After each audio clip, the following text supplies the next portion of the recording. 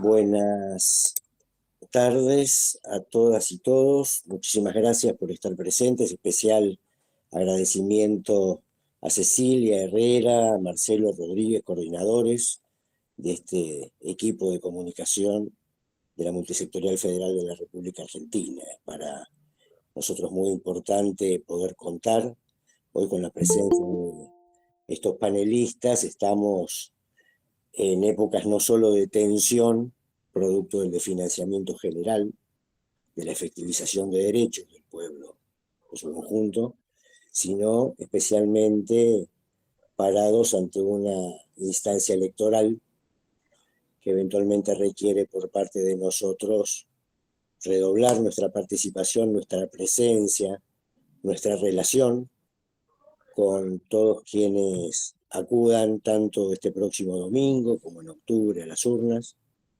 intentando ponerle un freno a esta dinámica de saqueo. De manera que agradecer nuevamente, decir que para la multisectorial es muy importante no solo contar con estas miradas, sino el trabajo que posteriormente se va a realizar en los talleres, de manera de poder consolidar un equipo de comunicación que trabaje al servicio de los intereses populares. Muchísimas gracias, Cecilia. Quedamos en atenta escucha. Bueno, muchas gracias a todos. Primero quiero decir que, bueno, para los mendocinos y para quienes lo conocieron, quiero hacer este panel en honor al doctor Oscar Salazar, que nos dejó esta semana, alguien que ha sido muy cercano a mí, un profesor que, bueno, la verdad es que le debo muchísimo, entonces, bueno, me gustaría tomarme ese atrevimiento de en honor a Oscar Salazar este panel de comunicación que estoy segura que le hubiese gustado mucho. Bueno, eh, ahora les cuento un poquito. Bienvenidos, buenas tardes, primero buenas noches a todos y a todas. Es un honor dar inicio a este panel de comunicación y democracia, un tema que hoy más que nunca exige nuestra atención y nuestro compromiso.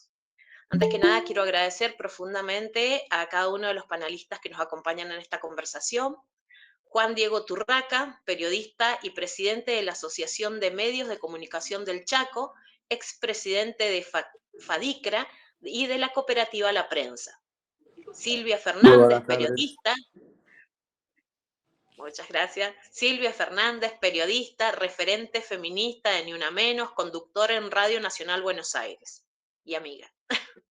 Roberto Folari, doctor en psicología, profesor en epistemología de las ciencias sociales y director de la maestría de estudios latinoamericanos de la Universidad Nacional de Cuyo, entre una cantidad de títulos que nunca terminaría de leer.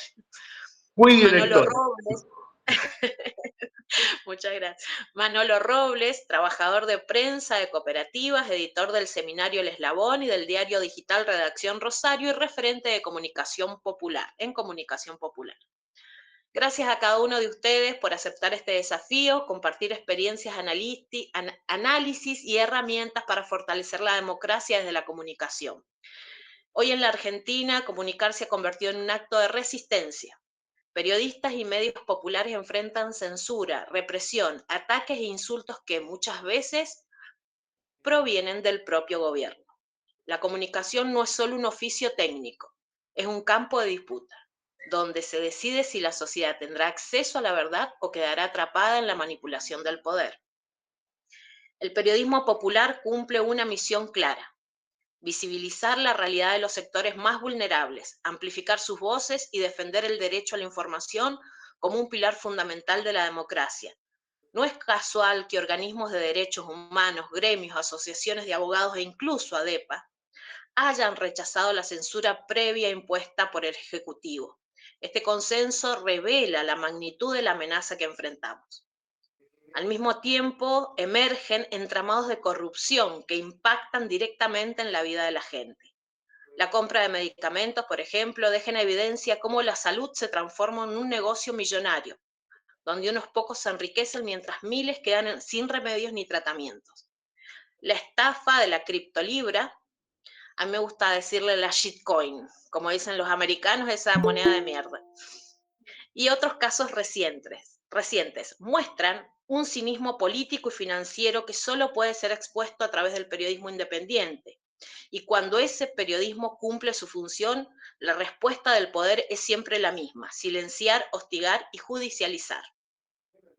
Casos como el de Karina Milei nos recuerdan que la censura no es abstracta ni lejana. Afecta a derechos concretos, cercena el acceso a la información y transforma la palabra de los comunicadores en un riesgo. La democracia, entonces, no es solo una idea, es un acto que se sostiene con información veraz, con voces libres y con ciudadanos y ciudadanas informados. Nuestro rol como comunicadores y comunicadoras es claro: explicar, denunciar y dar herramientas para que la sociedad pueda decidir con conocimiento. No se trata de una diferencia política, se trata de democracia o autoritarismo.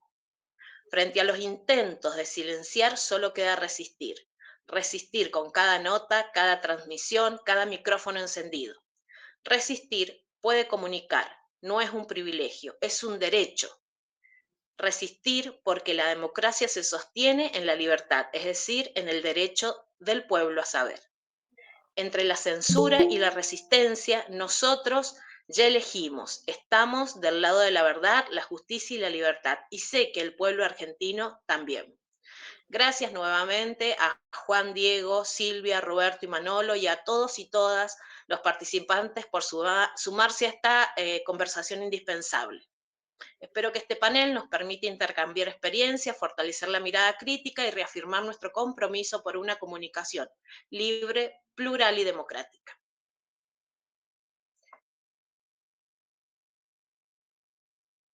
Bueno, Juan Diego, tenés la palabra. Pido por favor que cierren los micrófonos, así lo escuchamos claramente. Buenas noches a todos los que están en esta charla. Gracias por la invitación. Me siento parte ya, la segunda vez que me invitan a participar de estas charlas, y realmente hace falta, es necesario.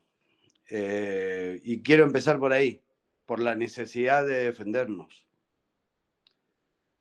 Recién hablaba con el compañero de que tenés enfrente a un gobierno, a un tipo que te pega. ¿Qué te pega? No te plantea la posibilidad de debatir en una mesa, de dialogar, no, absolutamente nada. Te pega. Sale a pegarte y te arrincona contra las cuerdas. Y te pega. Y nosotros nos preguntamos, ¿qué vamos a hacer? ¿Vamos a seguir cobrando, ligando contra las cuerdas hasta caernos del knockout, o nos vamos a defender? ¿O vamos a levantar la guardia por lo menos? En eso entiendo yo que estas charlas y todo lo que tenga que ver con el nucleamiento de distintos sectores, algunos minorías, otros que estaban invisibilizados y hoy surgen como un nicho de conflicto. Y en el medio de todo eso, la labor periodística, desde la sociedad o el pueblo, no recuerdo, no creo que haya dicho el pueblo, pero la sociedad todavía no odia lo suficiente a los periodistas, pasando por agresiones a periodistas en su trabajo, en su labor, hasta llegar a este mamarracho jurídico que es básicamente la extorsión a un juez que tiene causas por abuso para que termine censurando desde la justicia algo realmente inconstitucional, pero que de alguna manera viene a confirmar o a ratificar que el periodismo crítico, que algunos medios críticos, como los jubilados, como la discapacidad, como los artistas, como el CONICET, como muchísimos otros sectores, no cerramos en la ecuación de mercado libertario. No cerramos. Algunos por cuestiones económicas,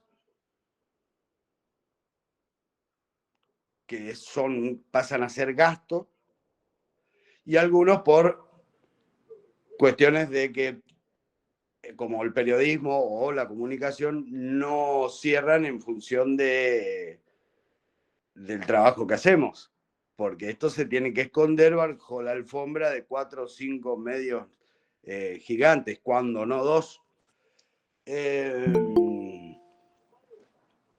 Estamos hablando de censura por lo que sucede en la actualidad, ¿no es cierto?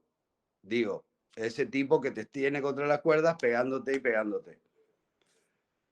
Pero en realidad hay una cuestión que tiene que ver entre ese vínculo y esa relación entre el poder político y los medios de comunicación.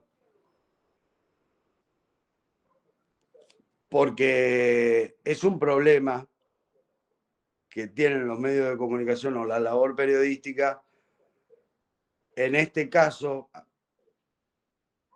es gravísimo, pero que lo viene arrastrando desde hace mucho, y creo que es una situación a nivel mundial,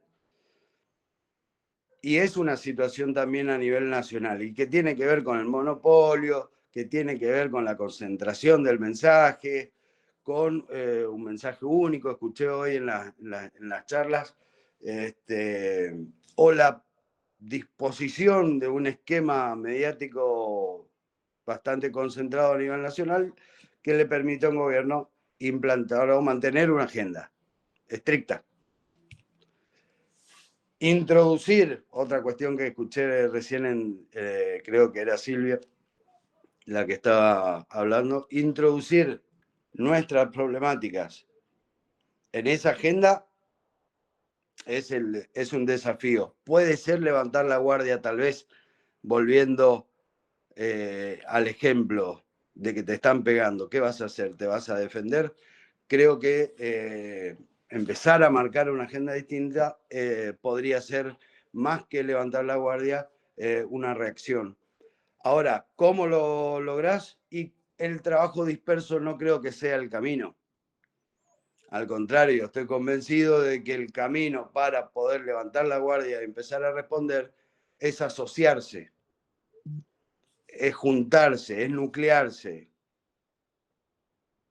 En ese sentido, nosotros en la provincia del Chaco, a partir del 10 de diciembre de 2023, y más allá de que venía siendo muy manejado, o sea, muy mal manejado el tema de la distribución de la pauta publicitaria oficial, era abarcativa, digamos.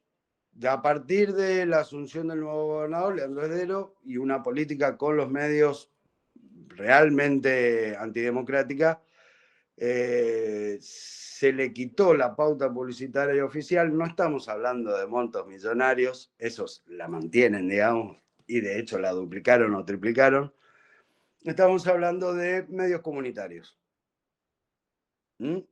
A esos medios se les quitó la pauta publicitaria, que le permitía para pagar un operador en una radio, pagar la luz, hasta ahí, no más que eso. Esos medios se quedaron sin esa pauta.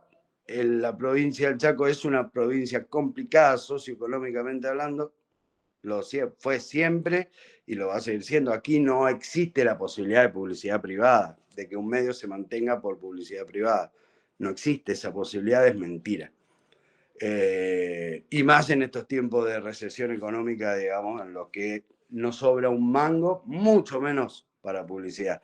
Los medios se mantienen por la pauta publicitaria. ¿Y tiene algo de malo? No tiene absolutamente nada de malo. Lo que pasa es que cuando la pauta publicitaria se distribuye en función del color político, ahí estamos todos en riesgo otra vez, o dependiendo del color político que tenga el gobierno.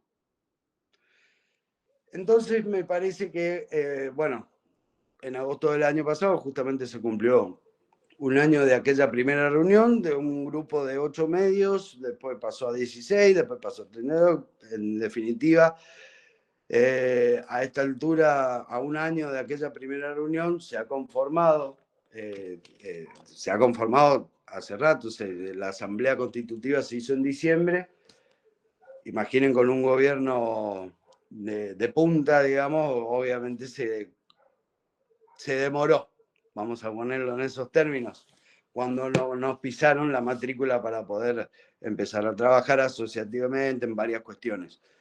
Pero la parte política del nucleamiento, eso que tal vez sea levantar la guardia para responder después al que te está pegando sin parar, el nucleamiento empezó a tener su faz política, digamos. Y en eso nos parece fundamentales dos cuestiones. En principio, el tema de regular la distribución de pauta publicitaria y transparentarla. Porque hoy a nivel nacional tenés un gobierno que dice que no invierte un peso en pauta publicitaria, y eso es mentira porque YPF está hasta en la sopa. Por ejemplo, a nivel provincial tenés estos casos de persecución política, básicamente. Entonces me parece que fijar algún criterio, yo no digo una locura, pero que ningún multimedio o ningún medio pueda llevarse más del 1,5% del presupuesto destinado a publicidad oficial, y que ninguno pueda recibir el menos de tanto por ciento, en fin, piso y techo, para garantizar pluralidad de voces y evitar la concentración y el monopolio. Es una discusión muy difícil, pero de que muchos aprovechan. Nosotros empezamos a investigar y tenemos 5 proyectos de ley presentados a la Cámara de Diputados de la provincia del Chaco para regular o fijar o establecer un criterio de distribución de pauta publicitaria. 5. La oposición hoy presentó uno. El oficialismo hoy presentó también otro, y otras fuerzas políticas. En fin, cuando son oposición les encanta hablar de pauta publicitaria. Cuando son oficialismo, chao. ¿Por qué? Porque conviene el mensaje único del que estamos hablando. Y en esto salto a otra cuestión que tiene que ver, saliendo ya de lo que tiene que ver con la censura y que está relacionado con la libertad de expresión. Libertad de expresión que nosotros no somos beneficiarios.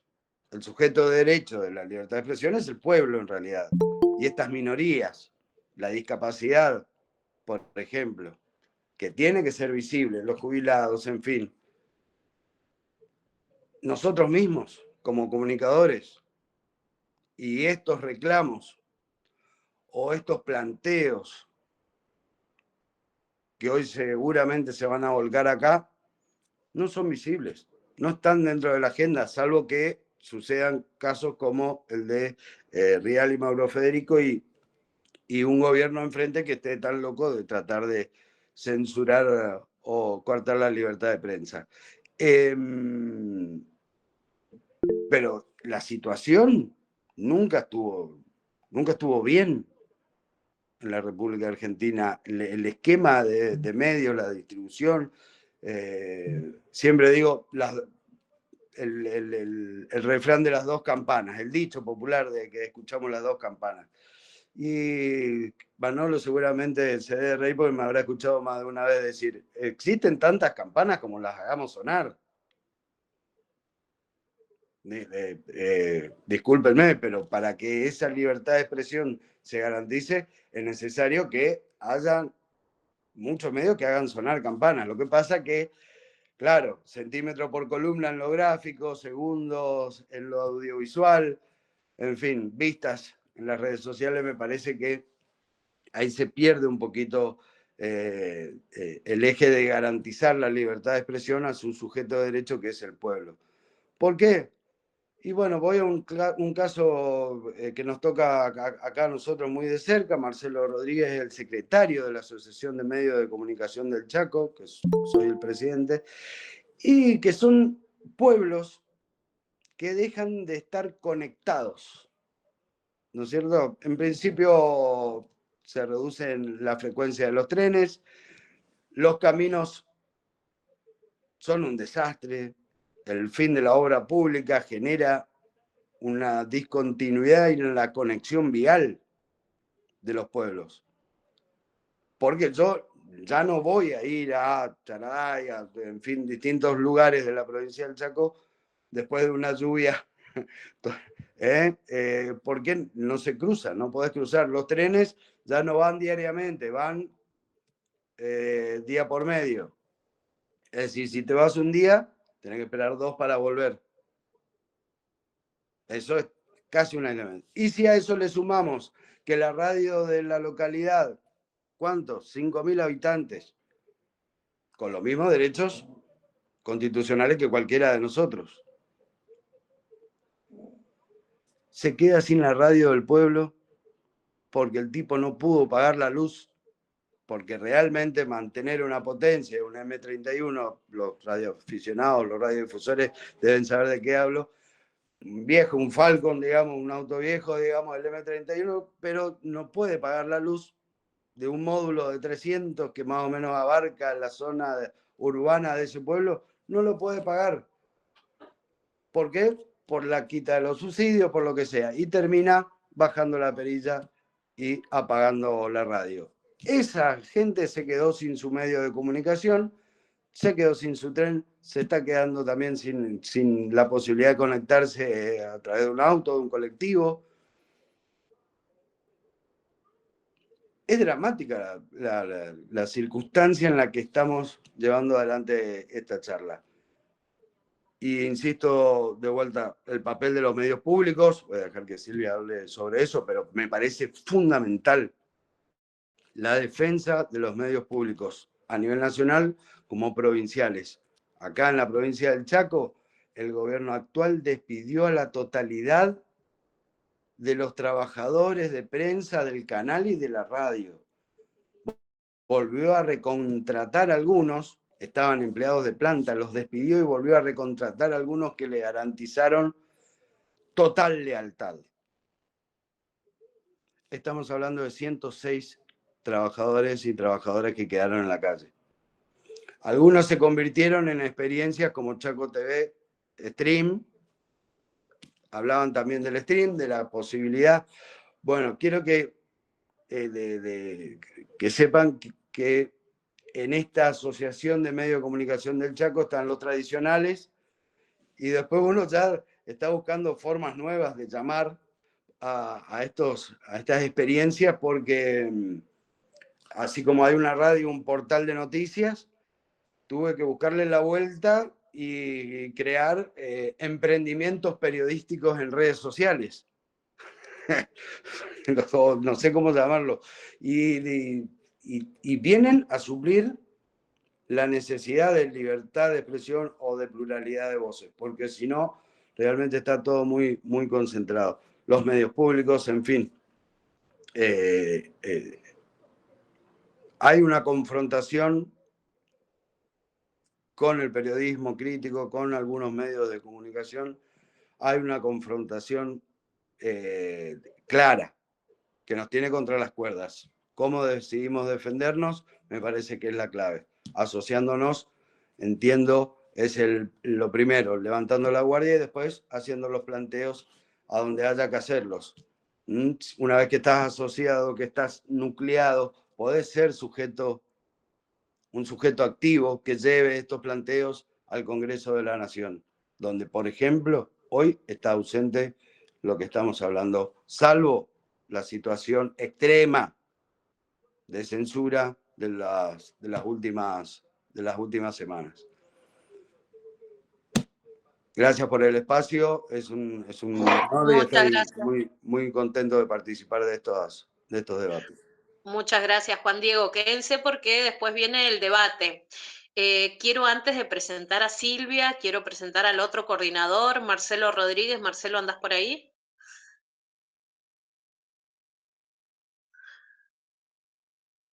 Marcelo, desmutiate. Ahí está.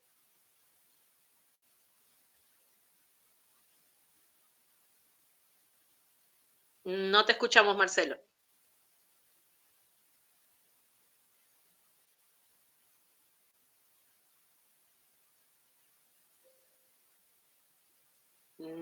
No, todavía no te escuchamos. No, bueno, escribí y enseguida cuando termine Silvia lo leo en el chat. Salí y volví a entrar, Marci. O salí, claro, sí, sí, sí, sí. Bueno, Silvita, te escuchamos. Me encanta que me presentes así, sí, así, Silvita. Porque esto de emigrar, quiero contarles yo, para que quienes no me conocen, Silvia Fernández Mendocina, estoy actualmente van a ser 4 años viviendo en Buenos Aires. Esto de emigrar medio que perdés un poco la identidad, ¿viste? Es muy loco. Entonces acá no soy Silvita, soy Silvia, la mendocina. Entonces, bueno, me encanta, porque en Mendoza soy la Silvita. Así que gracias, amiga. Extraño, por otra parte, horrores. A mi provincia, las idiosincrasias son muy distintas. Se siente mucho el porteñocentrismo, siendo del interior, viviendo acá en la gran ciudad, pero bueno, acá estamos remándola. Igual es buena la experiencia, lo recomiendo. Salir un poco de Mendoza está bueno, abre horizontes, lo recomiendo. Mi hermosa provincia y amada, que ojalá algún día podamos sacar a ese radicalismo inmundo que tenemos gobernándonos hace tanto tiempo. Y tengo que Bueno, decir que vos alguna relación con San Rafael también tenés, con la otra provincia. también toda mi familia, totalmente, toda mi familia paterna es de San Rafael, así que tengo un montón de tíos, tías, primos y primas. Bueno, un gusto estar acá, gracias por la invitación. Eh, y en esto que me invitaba Ceci y miraba, bueno, entre la censura y la resistencia, cuál es el rol de la comunicación en la democracia, una democracia que sabemos que en este contexto y en este momento, no solo en la Argentina, está en peligro realmente, porque la institución democrática está en crisis, como está en crisis todo. Eh, Parece, o sea, llegó un punto en el que se ha dejado de creer que la democracia puede resolver los problemas sociales y por eso hemos llegado, creo, entre otras miles de razones, al punto tan tremendo que tenemos en la Argentina, donde nos está gobernando una persona como Javier Milei, inimaginable para cualquiera de nosotros. Realmente, a mí me sigue costando poder creer que nos gobierne esta gente, pero bueno, creo que están buenos estos espacios porque hay que empezar a analizar como mucho más en profundidad el contexto actual que tenemos en la Argentina y en el mundo, porque esto, digamos, no es una cuestión solamente de la Argentina. Sí, es importante decir que este es un experimento que está arrancando acá, esto de Javier Milei, y que si saliera bien, cosa que no creo porque confío en nuestro pueblo, sería tremendo, ¿no? Porque Milei en realidad no está haciendo más que acatar el FMI en la Argentina, y si esto llega a salir bien sería terrible para el mundo, ¿no? Pero bueno, en esto de la censura y la resistencia, como trabajadora además de un medio público, me puse a pensar, bueno, a hacer un mínimo raconto histórico, ¿no? De lo que ha sido la censura y la prensa, la libertad de prensa en nuestro país. Siempre, ¿no? En los gobiernos autoritarios, que hemos tenido muchos en la Argentina, con la dictadura cívico-militar. Bueno, la censura ha estado a la orden del día. Y cuando volvimos a la democracia y Radio Nacional, yo como trabajadora de Radio Nacional, que conozco mucho la historia de mi radio, que es la radio pública por excelencia de la Argentina, una red impresionante que hoy quiere destruir el gobierno de Javier Milei, ha vivido en carne propia y hoy estamos viviendo en carne propia la censura del gobierno de Javier Milei. Yo hace 20 años que soy trabajadora de la radio y jamás en la vida, sinceramente, he vivido una situación como la que estamos viviendo ahora, que directamente hay cuestiones que no se pueden ni siquiera mencionar. Y les cuento con todo lo que está pasando, ¿no? Con lo de las coimas y demás. No es ya solo un discurso y un relato en función de lo que quiere el gobierno contar de cada cosa, sino además que por ahí directamente hay temas que en la radio pública directamente ni se mencionan. Entonces, esta relación de la prensa y de la censura y de la democracia en la Argentina, que no es nueva, y que la vuelta de la democracia trajo, ¿no? Como una apertura, y creo que durante muchos años, a pesar de los dimes y diretes, de esto que contaba Juan, de cómo funciona la pauta, de los cercos mediáticos, de cómo funcionan, que también supimos ver, sobre todo con el kirchnerismo, los medios, sus dueños y sus intereses y los monopolios, gozábamos en los últimos años, de cierta libertad como periodistas para poder ejercer la profesión. Y en este momento, con Macri, esto se empezó a limitar un montón, con el macrismo, donde además se vio, tenía el aparato mediático directamente a su favor, y lo que observo y observamos que está pasando con el gobierno de Javier Milei es esto, es que vuelven estas medidas tremendamente autoritarias, donde la censura está completamente a la orden del día, el cerco mediático ni hablar, que es enorme, que tiene el gobierno de Javier Milei, y esta persecución casi obsesiva que tiene el presidente de la Nación contra los periodistas, que por supuesto que no es casual, porque lo que está buscando este gobierno de saqueo y destrucción, como que quiero decir, pero que digo, tiene un plan político, que es el plan del FMI, esto hay que ser claros, no es un loquito suelto, que no, es el plan del FMI en la Argentina, digamos, este plan político, bueno, no necesita prensa crítica que cuente además las barbaridades que hacen diariamente, como ahora se descubrió esto que pasó con las coimas que incluye a la hermana del presidente, y fíjense cómo esto que salió a partir de un medio de comunicación que no es del establishment, rápidamente ya en este tiempo lograron como disolverlo, están disolviendo el tema de nuevo, tienen mucha inteligencia en el manejo de los medios y principalmente de las redes, y hacia eso yo quería ir, porque digo, más allá de lo que sucede con los medios tradicionales, que están totalmente regidos por la censura, la pauta y la realidad, que eso es una cuestión aparte que después hablaremos de, creo que en la vida los periodistas hemos estado como estamos en este momento en la Argentina, de cualquier medio, ya sea público o privado, o sea, ni los periodistas de TN están bien con la situación salarial. Pero bueno, lo que quería decir es que en este contexto, digamos, donde el gobierno sabe usar muy bien las herramientas que tiene, bueno, han aparecido hace unos años las redes sociales. Y lo que está, además, esto quería traer, además de la censura, el cerco mediático, la utilización de las redes sociales, hoy lo que hay con la fake, con la presión de la fake, y que tampoco es local, sino que también es nacional, es que directamente se ha perdido algo que es fundamental para la democracia y para el periodismo, que es la verdad. O sea, hoy no importa, o sea, Karina Milei sale a la luz, que las coimas y demás, eso se disuelve rápidamente, empiezan a aparecer cantidades fake, empieza a aparecer un relato completamente ilógico de esta cuestión del espionaje ruso, venezolano. Bueno, eso se reproduce de manera increíble, muy fuerte en las redes sociales, que por otra parte hoy los pibes, las pibas, no se informan con los medios tradicionales, se informan con las redes sociales, y hoy tiene más verdad cualquiera que con un teléfono dice cualquier boludez que un periodista que tiene datos, formación, profesión, que ha investigado, que pregunta, que repregunta. O sea, tiene más veracidad y más verdad cualquiera que está en una red social, por ejemplo, que el periodismo y el ejercicio del periodismo. Entonces, a mí me parece que frente a este mundo fake news que tenemos, que me parece que es muy grave, realmente, tenemos que contraponerlo con la verdad. Hay que volver hacia esto de la búsqueda de la verdad. Y para eso el ejercicio del periodismo y la comunicación me parece que es fundamental. Seguir buscando datos, información, investigación, no tanto relato, no tanto opinión, ir hacia la fuente del periodismo, me parece que es fundamental. Esa es la manera de contrarrestar el relato y las fake news, desde mi punto de vista. Y sí creo que tenemos que poder utilizar, más allá de seguir siempre tratando de ingresar y de que en los medios tradicionales, ya sean públicos o privados, pueden haber otras voces, me parece que esa pelea siempre tiene que estar.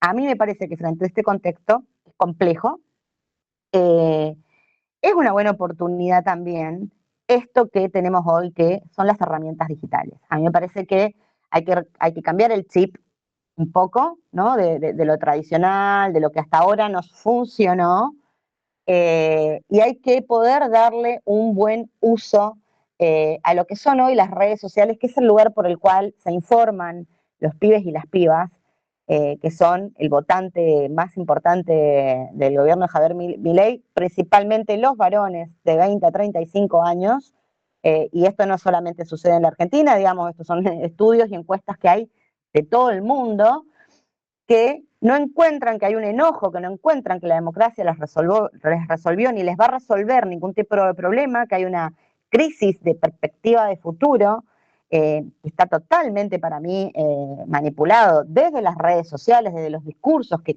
allí ocurren, y entonces, bueno, que encuentran en este ser disruptivo, porque no deja de ser un personaje completamente disruptivo y que viene con que la cuestión antisistémica y demás, un lugar donde observen, miren, y ni hablar de la parafernalia muy fuerte que hacen en las redes sociales, como ellos mismos se llaman, ¿no? La Fuerza del Cielo, las milicias, los trolls, que además hoy, porque esto era importante y era grande antes de que Javier Milei sea presidente, hoy además está bancado por el Estado.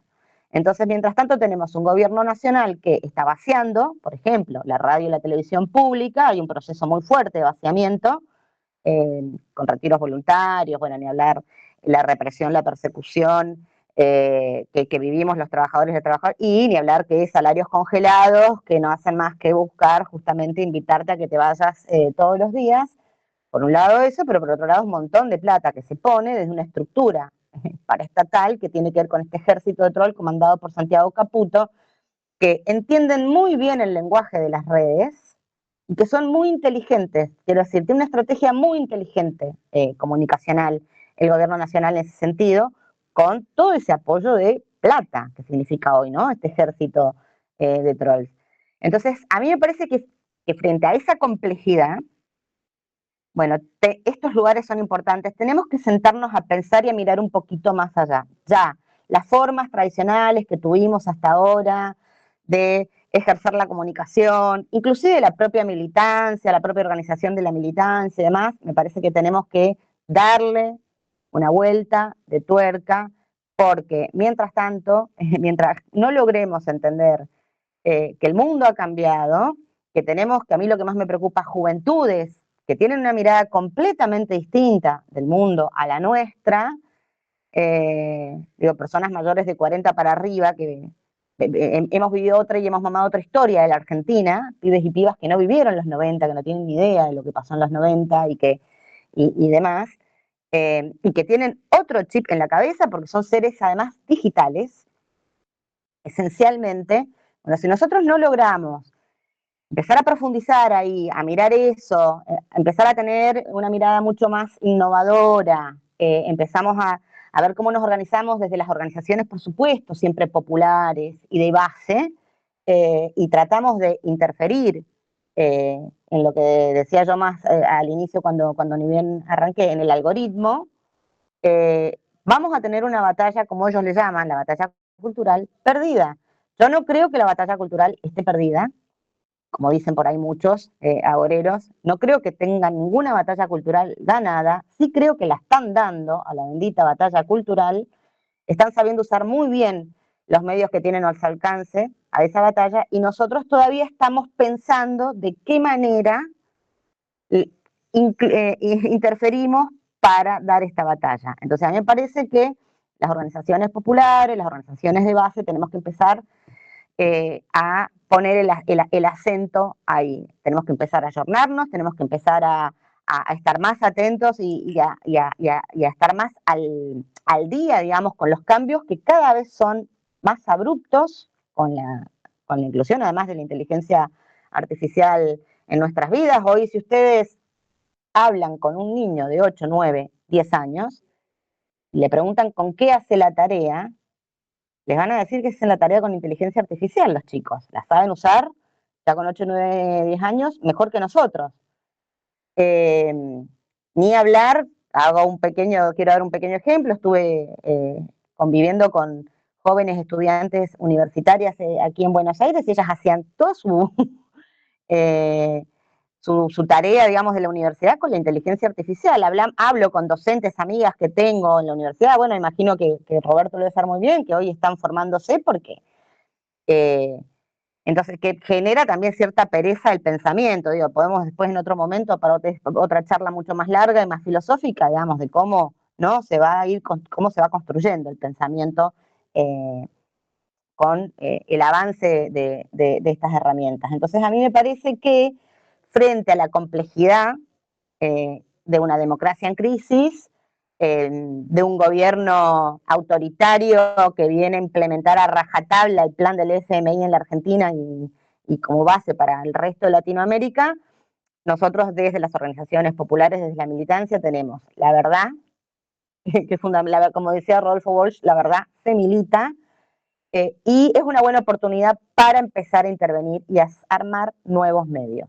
Hay que armar nuevos medios, eso yo estoy convencida, y acá un llamamiento también, amiga mía, Cecilia querida, acá en Buenos Aires están surgiendo canales de streaming porque un canal de streaming hoy cualquiera tiene un celular más o menos bueno, se hace un canal de streaming, que es impresionante. Faltamos más mujeres en los canales de streaming y diversidades. Quiero decir también que eso es algo que nos queda siempre lento. Miren, me están viniendo a hacer el informativo mis compañeros. ¿Algún minutito? Ha llegado el cierre. Perdón, chicos. Mendoza. Bueno, perdón. Estaba en el estudio. Entonces, como cierre de esto que quería expresarles, voy a tratar de quedarme, Ceci, para ver si puedo seguir un ratito más, porque por ahora estamos tranquis. Me parece que el rol de la comunicación y del periodismo hoy es más importante que nunca, porque si no contamos la verdad, la gente se queda con la posverdad y con el relato de este gobierno, que por otra parte es tremendamente mentiroso, pero que goza de una credibilidad que yo no puedo creer, porque Milei goza de credibilidad, y todos sabemos que es un gran mentiroso, pero goza de credibilidad. Tenemos que el rol nuestro, desde la militancia, desde las organizaciones populares, es intervenir el algoritmo para contar la verdad de lo que realmente se propone este gobierno, porque si no lo frenamos, que no creo que sean estas próximas elecciones, esperemos que sí, por lo menos acá en septiembre en Buenos Aires, sabemos cómo termina esto, que no solo que no termina bien, sino que el saqueo va a ser mucho más enorme de lo que creo ha sido jamás, porque creo que ni Menem fue tan entreguista como es este gobierno, porque le está entregando la Argentina al Fondo Monetario Internacional y me parece que eso es gravísimo. Entonces, el rol hoy de la comunicación, de los medios de comunicación, de las organizaciones populares es fundamental, pero tenemos que entender el tiempo que estamos viviendo, que es un nuevo tiempo, y tenemos que ver cómo interferimos en ese nuevo tiempo. Gracias. Excelente, Silvia. Yo la adoro, así que no puedo ser objetiva. Yo también te adoro. Bueno, nada, Ahí, la ahí verdad se es sumó que nos Marce. deja pensando, nos deja traumados pensando. Pablo, sí. No, que se sumó Marcelo, si querías presentar Sí, o no sí, sé a si ver puede ahora. si puede hablar. Hola, ¿me escuchan? Ahí estamos, bueno. Hemos hecho una Perfecto. duplicación de artefactos electrónicos aquí, tecnológicos, para poder hablar. Bueno,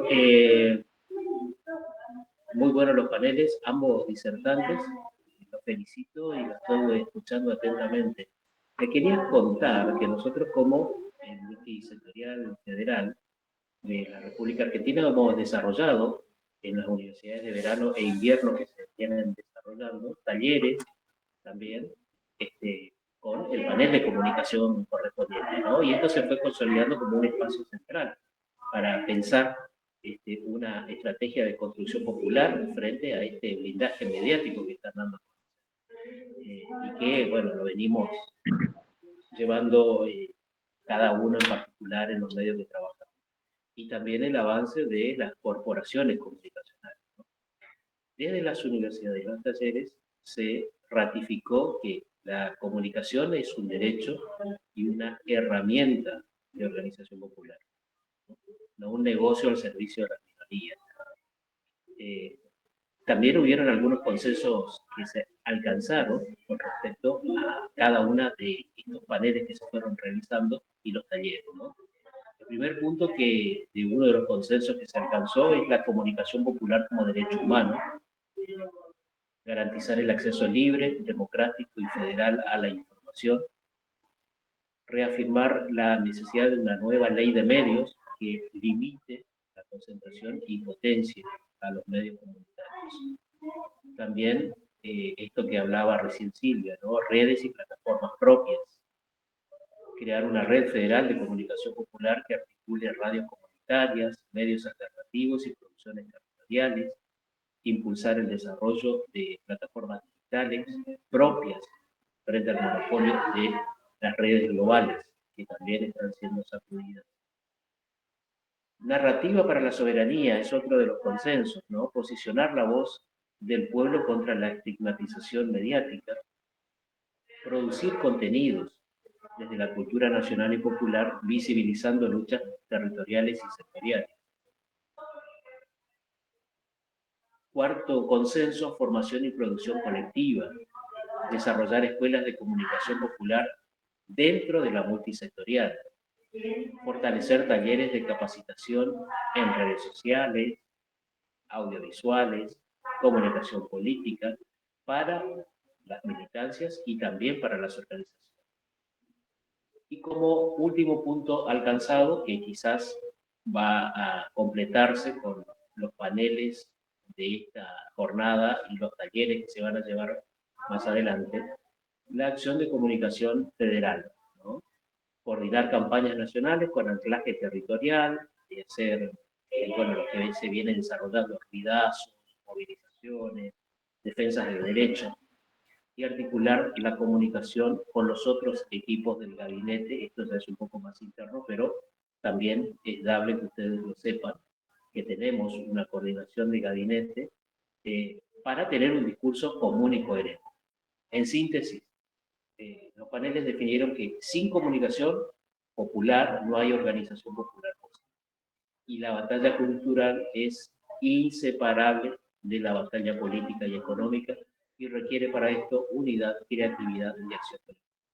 Creo que quería aportar un poquito de lo que se vino hablando ya en oportunidades anteriores en base a las universidades que se desarrollaron y los talleres. Muchas gracias. Gracias, Marcelo. Les cuento que habían algunos compañeros de Radio Nacional invitados de Jujuy. Ahí, en todo caso, cuando terminan los panelistas, el compañero de La Quiaca nos va a contar. Y bueno, están sufriendo una gran persecución política y laboral. Entonces, bueno, decidimos por ahí resguardarlos, pero quería comentarlo, ¿no? Que Radio Nacional se está viendo, bueno, Silvia lo sabe, se está viendo avasallada en todos los puntos del país, y que es un patrimonio de los argentinos, Radio Nacional. Roberto, doctor Folari, le toca.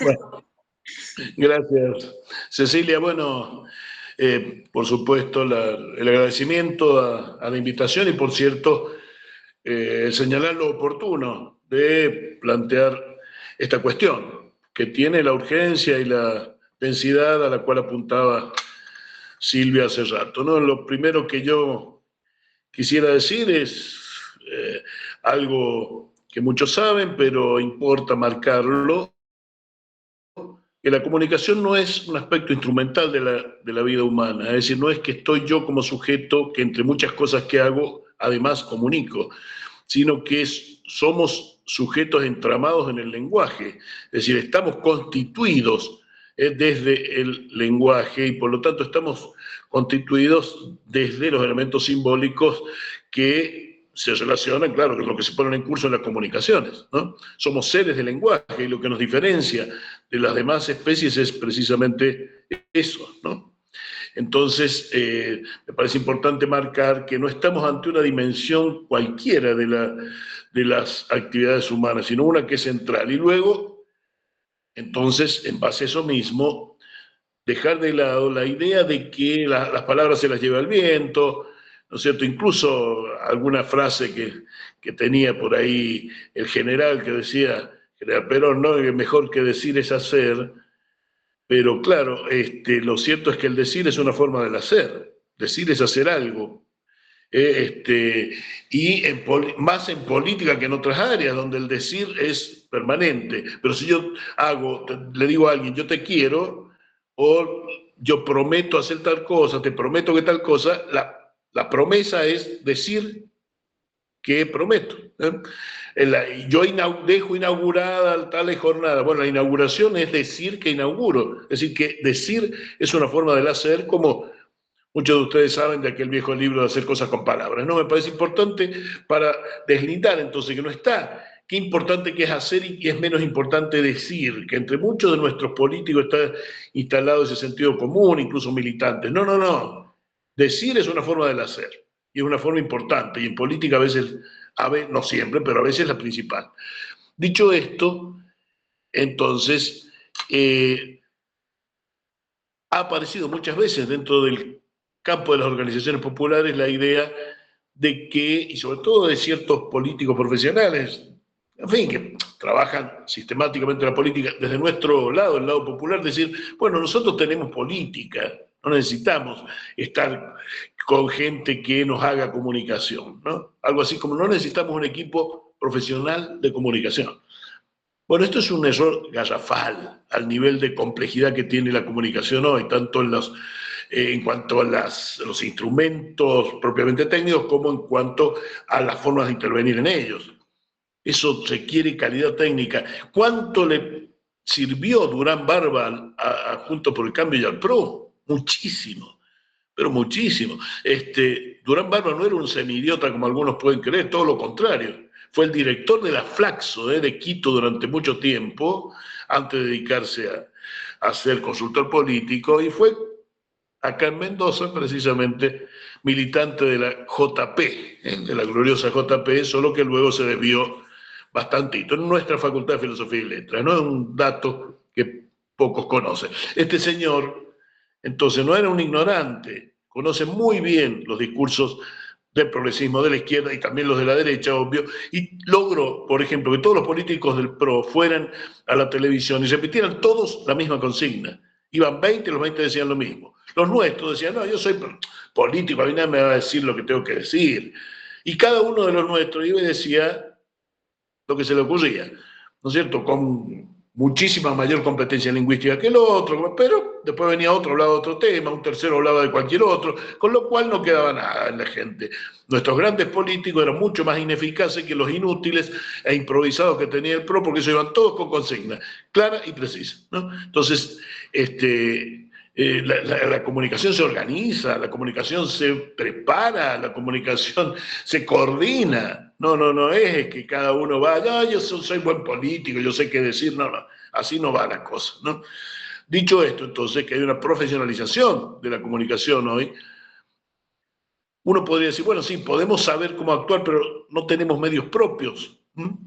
Bueno, en Buenos Aires hay algunos que uno puede decir propios, en fin, pero que tienen fuerte apertura de nuestro lado, no sé, Página 12, Ámbito Financiero, C5N, IP, ¿no es cierto?, el canal IP, sí, pero quiero decir, en las provincias eso no suele ocurrir. Claro, esos canales los podemos ver en las provincias, pero nos dicen, por ejemplo, por qué calles hay que transitar en el día, y está la calle Callao, ¿no es cierto?, está la 9 de Julio, que no existen en el resto del país, ¿no es cierto? Entonces, acá en Mendoza, que no es una provincia, después de Córdoba y Santa Fe, es la más poblada, sin embargo, no tenemos medios alternativos. Han surgido ahora algunos bastante todavía poco conocidos, pero que están empezando después de años y años de hegemonía absoluta por vía de la pauta, precisamente, de los medios al servicio del radicalismo de derecha, el radicalismo primero PRO y ahora incluso un radicalismo que es hijo de La Libertad Avanza en este momento en Mendoza. Más allá de que tuvimos la insólita situación de que el gobernador de Mendoza, que va por la alianza que se llama La Libertad Avanza, fue a festejar la derrota de La Libertad Avanza en Corrientes, en una payasada realmente notable, pero hoy en día parece que se da para cualquier cosa, ¿no? Porque él pertenece al grupo que perdió, no al que ganó, pero no importa, se subió porque él dice, yo soy radical, bueno, ya no se le nota. Bueno, lo cierto es que ha manejado los medios por mucho tiempo.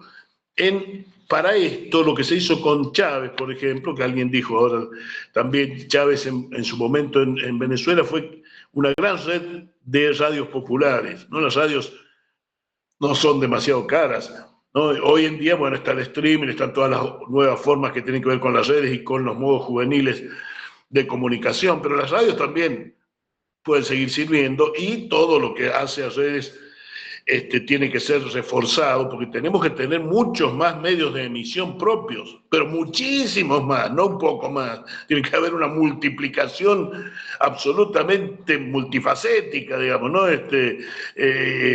Proliferante, diríamos, de medios propios, porque si no estamos en una situación de mucha inferioridad estratégica, ¿no?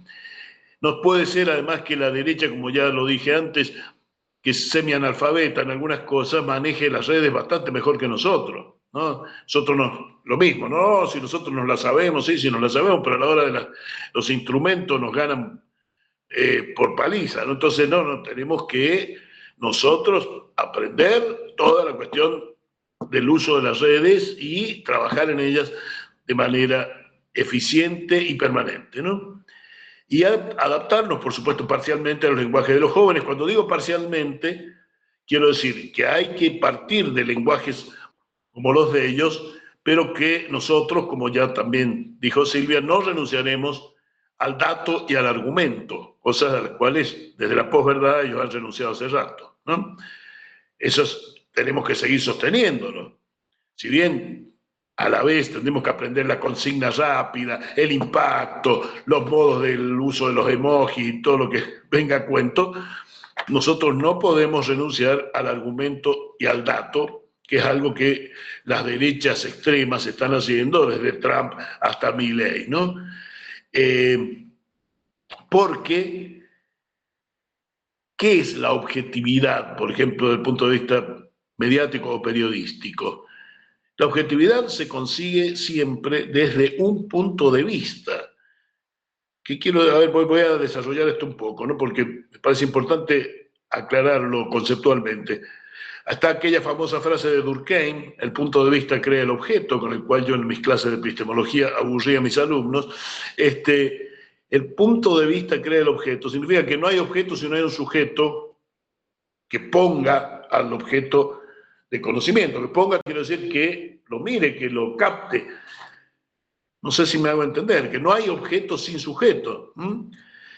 El objeto puede estar ahí, pero si nadie lo mira, no es objeto del conocimiento humano. Por lo tanto, tiene que haber sujeto para que haya objeto, y por lo tanto, tiene que haber perspectiva, porque no hay un sujeto sin perspectiva. ¿Qué quiero decir con perspectiva? Hay que mirar desde un lugar. Nadie mira desde todos los lugares a la vez. No existe esta idea que teníamos de niños, Dios lo ve todo, de todos lados a la vez. Los seres humanos vemos desde un lugar. Por lo tanto, la posibilidad de que haya un objeto de conocimiento y que se lo conozca lo más objetivamente posible, no implica eliminar la perspectiva y la necesidad de un punto de vista. Eso es imprescindible a cualquier forma de conocimiento, ¿no? Por eso la ideología no deja nunca de estar presente. No hay un modo de ver desde la pura neutralidad. Eso existe solo en la cabeza de ciertas gentes de la derecha tradicional, ¿no? Ahora, entonces ideología siempre hay, pero hay que hacerse cargo de ella, o en cambio están quienes tienen ideología y nos hacen cargo de que la tienen. Nosotros sí asumimos nuestra propia ideología, decimos que tenemos ideología. Somos conscientes de nuestra ideología, de nuestros valores, y por eso mismo podemos ponerlos como objeto de nuestra propia reflexión y eventualmente cambiarlos o matizarlos. En cambio, la mentalidad la mentalidad de la derecha conservadora tradicional y liberal, cree que hay ideología. Su ideología es la creencia en no tenerla. Y entonces, al creer que no tienen ideología, creen que las cosas son como ellos las ven. No, si las cosas son como yo digo, yo las veo. No me vengan con cosas raras, con ideas. Yo veo cómo son las cosas. Bueno, esos sí que son esclavos de su ideología, porque esos ven desde una perspectiva, que es la que le han metido en la cabeza, y la tienen naturalizada. O sea, ni siquiera se dan cuenta que hay una mediación entre el objeto y ellos, y que es sus propios valores, su propia percepción, su propia ideología. Entonces son esclavos de su ideología. Al no conocerla, no reconocerla, no la pueden cambiar, no la pueden matizar, no la pueden... Se creen que ellos son los que ven la realidad. Bueno, esto es lo que hace la derecha tradicional, digamos, ¿no? Que es que niega la ideología, aunque dice que reconoce a los hechos. En cambio está la nueva derecha, la derecha neofascista tipo Gordonán, ¿no es cierto?, que es al revés. Ellos sí dicen que tienen ideología, pero niegan los hechos. No, los hechos le importan tres pepinos, ¿no es cierto?, en el sentido tipo Milei, la inflación iba a ser 17.000%, ¿no es cierto?, en fin, las sandeces que dice Milei, que son, desde el punto de vista de los hechos, verdaderamente tragicómicas, pero que hay seguramente quien las compra y las cree, ¿no? Entonces, la vieja derecha creía en los hechos, aunque no siempre los respetara, pero creía en ellos, pero no en la ideología. La nueva derecha cree en la ideología, pero no reconoce los hechos, para nada. Nosotros, en cambio, sabemos que existen las dos cosas. Nos hacemos cargo de nuestra ideología y de los hechos. Y sabemos que para entonces constituir una objetividad, por ejemplo, periodística, no niega la existencia de un punto de vista, pero sí exige respeto a los datos y a los argumentos, ¿no es cierto?, cosa que ciertamente no advertimos hoy, sobre todo en la extrema derecha vigente. O sea que los datos los deforma, le importan poco, los desconoce, y todo en nombre de la ideología del león y cosas por el estilo. Se puede decir prácticamente cualquier cosa, ¿no? Es decir, sin reconocimiento de la objetividad. Entonces, para un periodismo respetable, nuestra posición es una posición que, sin negar la ideología, admite la exigencia de los datos y de la objetividad que, en cambio, la actual derecha mayoritariamente vigente no reconoce. Y por eso, ya para ir terminando, es que